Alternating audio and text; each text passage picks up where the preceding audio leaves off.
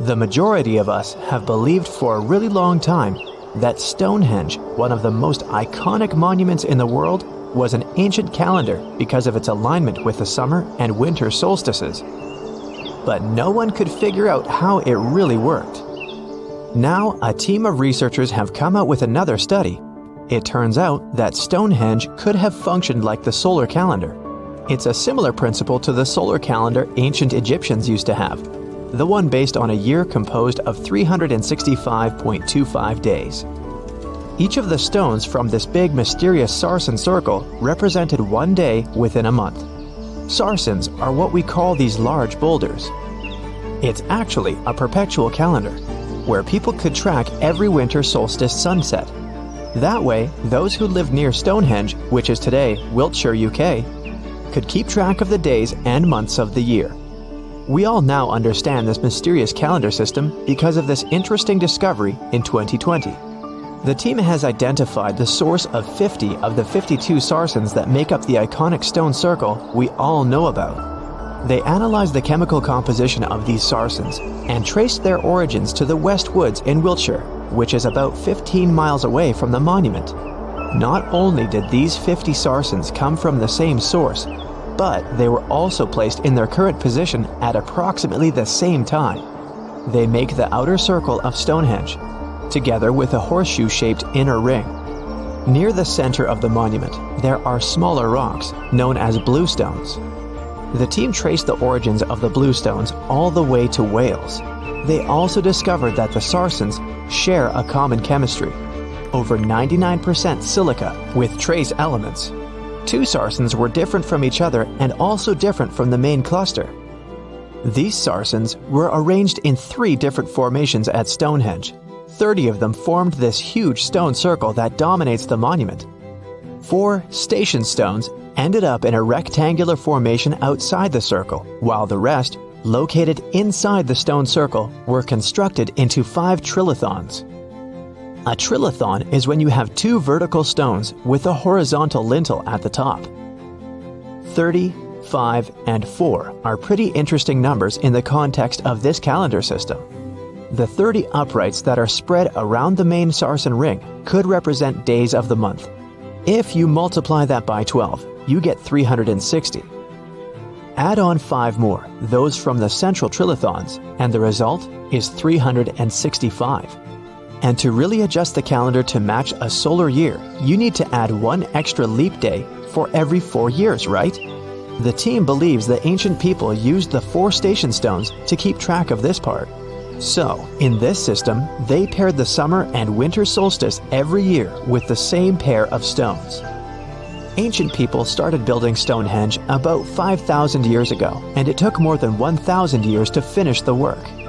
But the Stonehenge you see today is not the complete, original version from the beginning. People have broken and taken away many of its old bluestones and sarsens.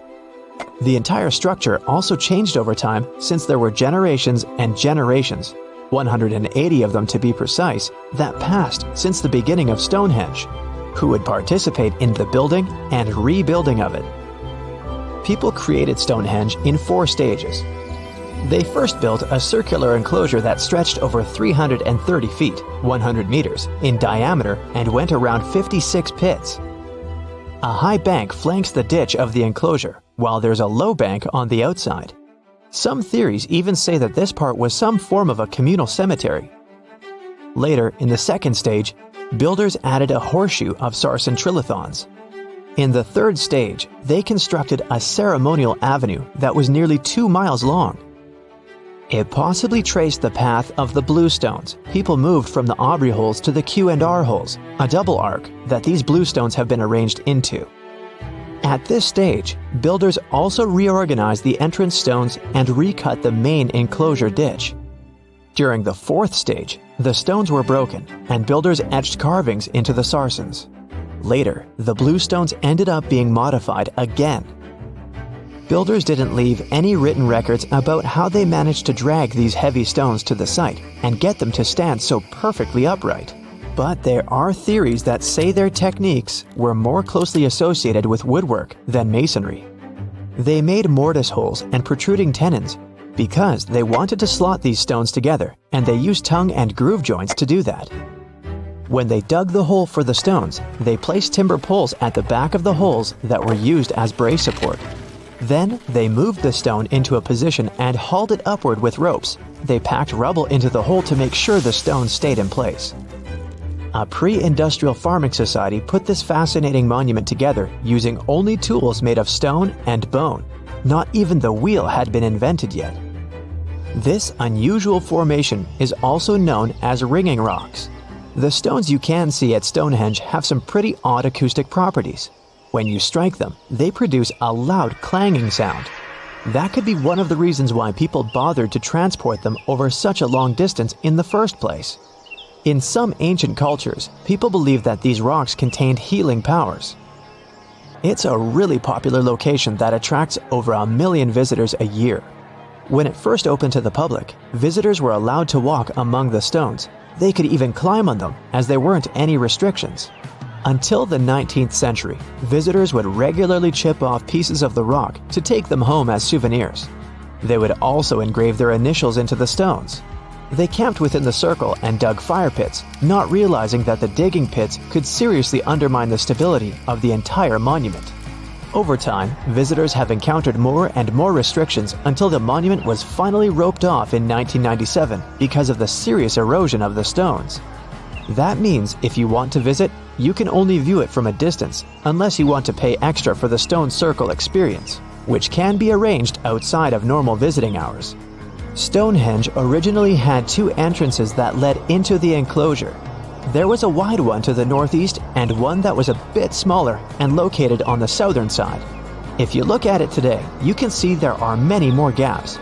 This is mostly because of tracks made later that once crossed the monument. The ground within Stonehenge has been severely disturbed, and it wasn't just about random visitors digging fire pits.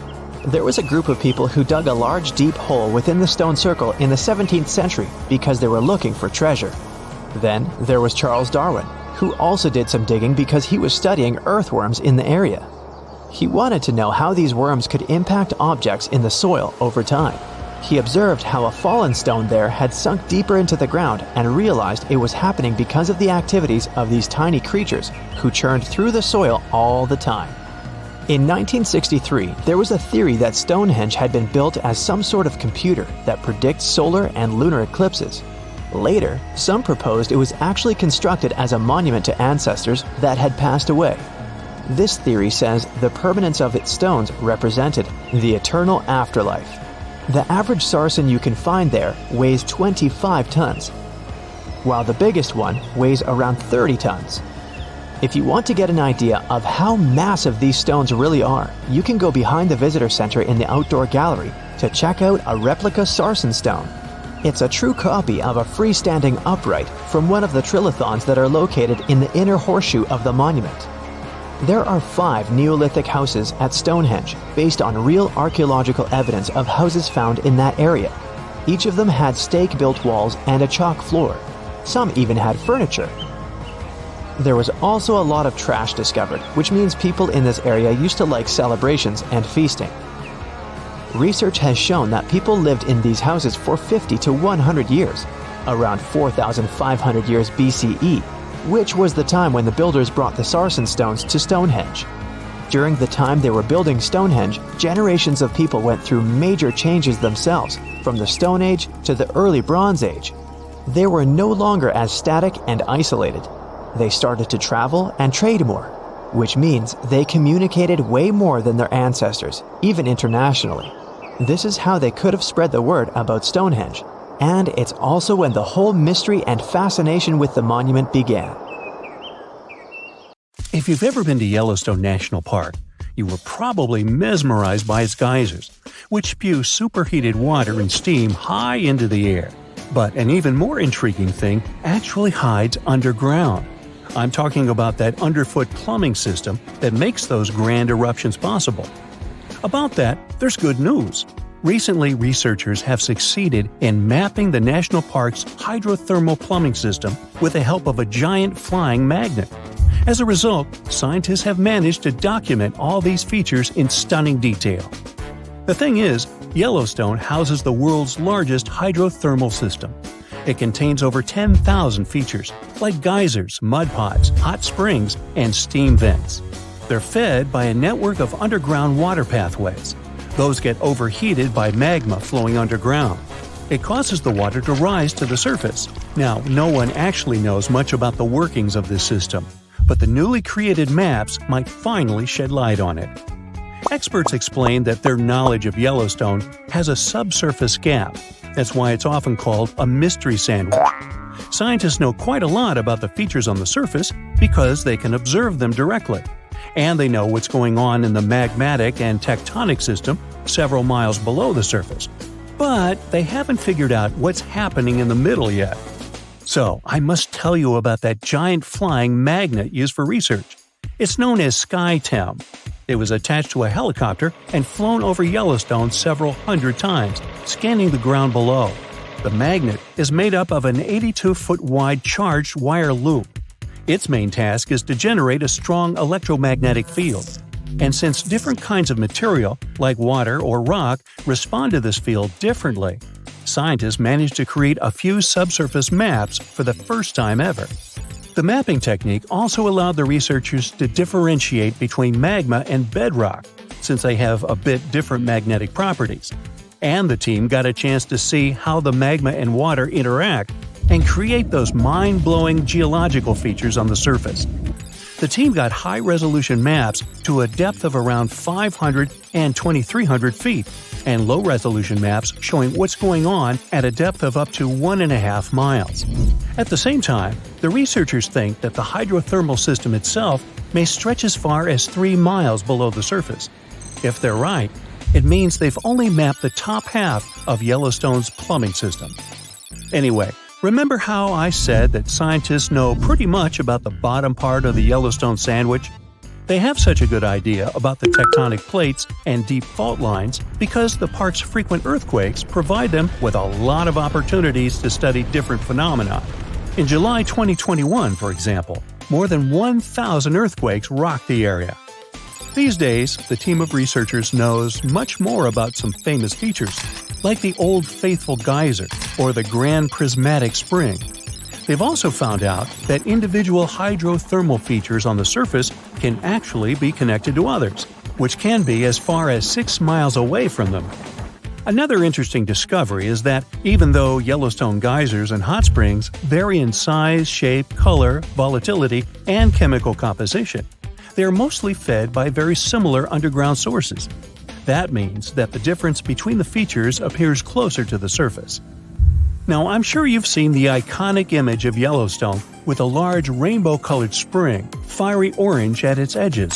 So what makes these hot springs so colorful? Surprisingly, these awesome hues come from microscopic creatures. The temperatures in the springs are so high they can easily and quickly cook you. Plus, the water there is super acidic, like the liquid in a car battery. But there are certain types of heat-loving microbes that don't mind these crazy conditions. You can even say they're thriving there. So every ring of a different color is, in most cases, a ring inhabited by different bacteria. And each species is adapted to a particular temperature or pH level, which measures how acidic this or that environment is. For example, take the Grand Prismatic Spring, yes, the iconic one. Its rainbow hues likely hint at the diversity of microbes living there. So, starting from the center of the hot spring, you can see a beautiful aquamarine color there. That's where the water temperature is the highest, reaching 189 degrees Fahrenheit, because this area is right over the underground water source. The water there is too hot even for microbes. That's why what you see is mostly clear water. As for the reason for its blue color, it's the same as why the sky is blue. Sunlight hits the surface of the water and the light scatters, but the blue light scatters the most, getting reflected back to your eyes. Now, the next ring of color is yellow, all thanks to certain cyanobacteria. The temperature in this yellow ring reaches 165 degrees Fahrenheit. If the conditions in the hot spring were a bit different, these bacteria would create a blue-green hue, thanks to a green pigment called chlorophyll. But since the sunlight hitting the spring is too intense, the bacteria start producing another type of pigment. It's called carotenoids. And guess what? It acts as a sunscreen for the bacteria. And since this pigment is orange, the normally green bacteria get a yellowish hue. And finally, we've got that bright orange color closer to the edges of the prismatic spring. It's a bit cooler there, around 149 degrees Fahrenheit. In this part of the spring, you can find several types of bacteria. They all produce substances that give the spring this bright orange color. And finally, right at the edges of the spring, the temperature is cooler, around 131 degrees, and a greater variety of microbes can survive there. All of them combined give the edges of the spring that red-brown hue. But scientists believe that people and their activity may have influenced the colors of Yellowstone's hydrothermal features. For example, in the past, the temperatures in the Morning Glory pool used to be much higher than they are today. That's why its color was a deep blue. But trash has started to accumulate in the pool, and some of it clogged the vent. This caused the temperatures to drop, which led to microbial growth. As a result, that pretty blue color turned into orange-yellow. As for Yellowstone's geysers, the most famous one is called Old Faithful. It got this name at the end of the 19th century because of how regular its eruptions were. This geyser is more active than the others, erupting about 20 times a day. Each of these magnificent events lasts from 1 to 5 minutes, and the fountain of steaming water can reach a height of 180 feet. Now, while talking about Yellowstone National Park, we can't but mention Yellowstone supervolcano, right? Supervolcanoes appear when huge volumes of magma are trying to escape from deep underground. Eventually, they burst through Earth's surface. Sometimes all this magma gets stuck, unable to break through the planet's crust. And then, massive pools of pressurized magma gather at a depth of several miles. The pressure keeps growing because more and more magma is trying to get to the surface. At one point, a super eruption goes off. You don't necessarily want to be around for that. Over the past 50 years, the Yellowstone caldera has risen almost 3 feet. It shouldn't alarm you, though. Experts are sure it's a natural behavior for Yellowstone. Periods of dome-shaped uplift are followed by the caldera lowering. Scientists think the supervolcano doesn't present any danger at the moment. For an eruption to happen, the magma inside has to be at least 50% molten. With Yellowstone, this number is just 5 to 15%. Even better, a recent study made the researchers believe the hotspot might be in a state of decline right now, even despite all the breathing and dome-raising activity. There have been at least 3 other super eruptions in the history of Yellowstone volcano. They happened 2.1 million, 1.3 million, and 640,000 years ago, long before video. The most recent super eruption was dubbed the Lava Creek eruption. It formed the Yellowstone caldera after spilling out 240 cubic miles of rock, dust, and volcanic ash. No thanks, I'll pass. Imagine you wake up one day to a world with no electricity, no internet, no money, no work or school, nothing that you're used to. No, you're not in California when they shut the power off. You're not even in your own home, because you've been magically transported to the Stone Age. What could possibly happen next? Of course, your first reaction would be shock, but let's move past that. You've now accepted that you get to experience life Flintstone style. First, let's look around. This is your cave, where you live with your family. You have your own sleeping area that's covered in animal skin. However, you might also live in a primitive hut supported by mammoth tusks and ribs, with an animal skin over it as protection from the rain.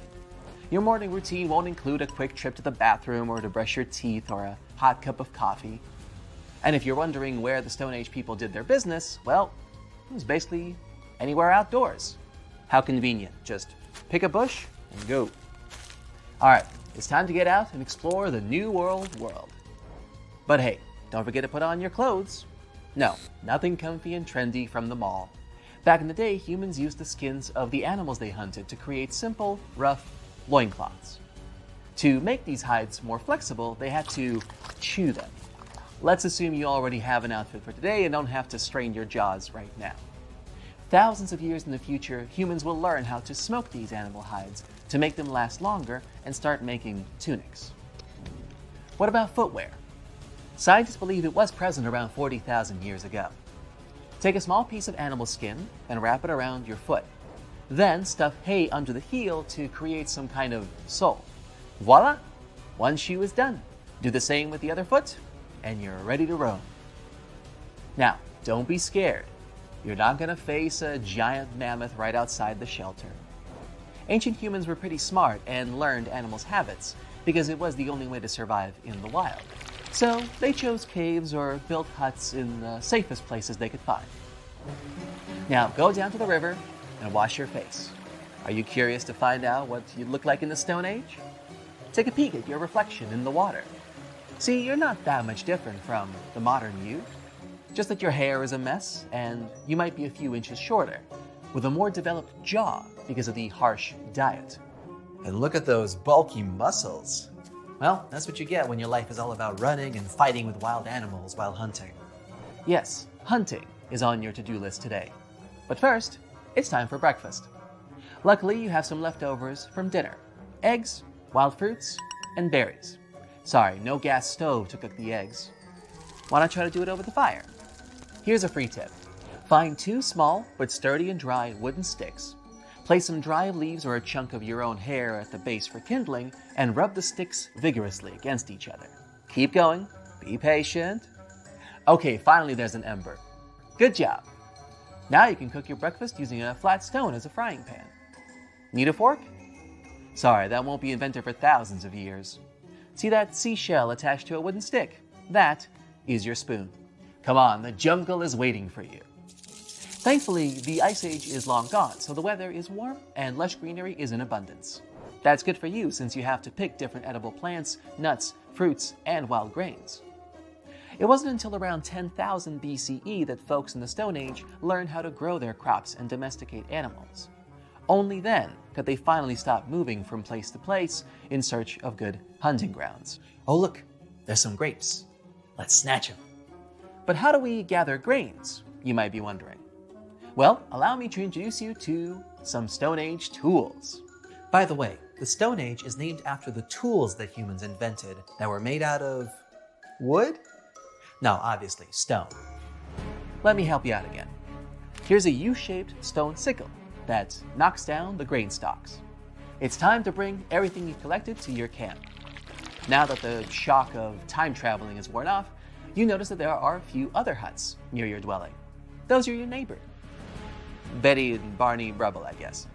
Stone Age people usually united in groups of 20 to 50 and help each other to survive. Okay, you can eat grapes and other fruits raw, but what can you do with raw grain?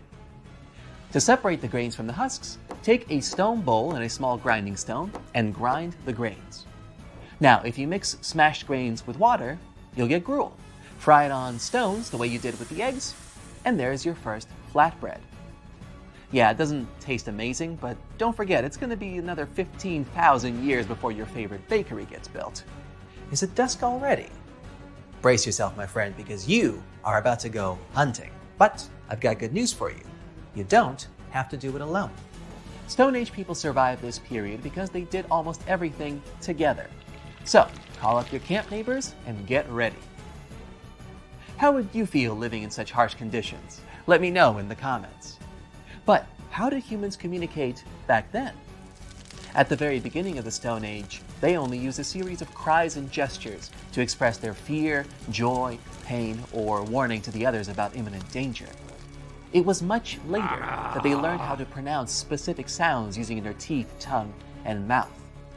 That's how both speech and language was developed, which made their life much easier and leveled up their teamwork.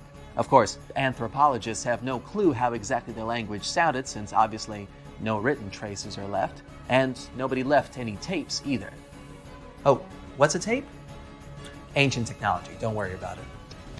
So, you and your camp fellows need to take some special hunting tools with you. What are they? The first and most primitive things used for taking animals down were long, sharpened wooden sticks, and sometimes just a big rock. But over time, sharpened sticks turned into sophisticated spears. The points weren't made of metal yet, of course. It's too early for that. Instead, they used small, sharp-edged stones attached to a long bone or stick. This was a very important invention since it made hunting less dangerous. Their chances of staying alive were better because they didn't have to get as close to an animal and could hunt it from a distance. As dusk settles, your hunting group goes deep into the jungle. You should be looking for large herbivore animals like elephants, woolly mammoths, giant bison, deer, and reindeer. They won't be only your dinner, but will also give you a supply of furs, bones, horns, and hides that you can use for your household. There were two main hunting techniques back then. The first was rather time-consuming but safe. It included digging a huge hole around the place where animals went to drink water. That hole served as the trap for your game. But you're gonna have to dig it out without a spade or shovel. You'll need the help of a digging stick, a wooden stick with a horn on the top, or a large cleaver, an oblong-shaped stone or bone. After the hole is ready, you'd have to hide nearby and wait patiently for an animal to fall in. The other technique required the whole hunting party chasing the animal down and forcing it into mud and water channels where they get stuck and have no way to get out. Did you see that? It's a deer. Run! Run as fast as you can and try to corner it straight into the swamp. Oh no, got away. Yeah, not every hunting session is going to be a success. In fact, most won't. But your tribe still needs something for dinner. Better move on to fishing then. Don't worry, you won't have to catch fish with your bare hands. Fishing nets and harpoons are at your disposal. Nets were made from tree bark and grass. The oldest one, found by archaeologists, dates back to 8,300 BCE. Harpoons made of antlers usually had a rope to pull the catch back up to shore. It was used mostly for big targets like whales, tuna, and swordfish. Okay, once you've asked around where a good spot would be, throw the net in the river. Now you have to wait. Oh look, there's some fish. Pull the net with all your might. Come on, tribe, help him out. I mean, don't look at me, I'm just narrating here. All right, good catch, and not a moment too soon. You've just made sure you won't go hungry tonight. Bring what you caught into the camp and get some rest. The others will take care of the catch. Now I know what you're thinking. It's all work and no play. And yeah, life in the Stone Age was anything but easy. But still, humans did have some forms of entertainment. No, you're not going to an amusement park or a cinema, but you can pass the time playing music on flutes, made from bird bones and mammoth ivory. You can also take up a hobby like crafting, making necklaces and bracelets from tusks, bones, and shells. Or you can get full-on artsy and draw patterns on your body using a paint made from ochre. It's a type of red clay. Or paint some pictures in a cave. Carve something crazy to make archaeologists in the future wonder what it meant. Can you smell that? It's dinner time. Go on, enjoy it, you deserved it. Doesn't it taste so much better since you worked so hard for it? All right, now that you've experienced a day in the Stone Age, let's take you back home to the modern day. The next time you complain that your internet is too slow or the food you ordered is 15 minutes late, think about how much harder life used to be for people in the Stone Age, and how it is only thanks to their tireless efforts to survive that you and I get to enjoy our pretty comfortable lifestyle today.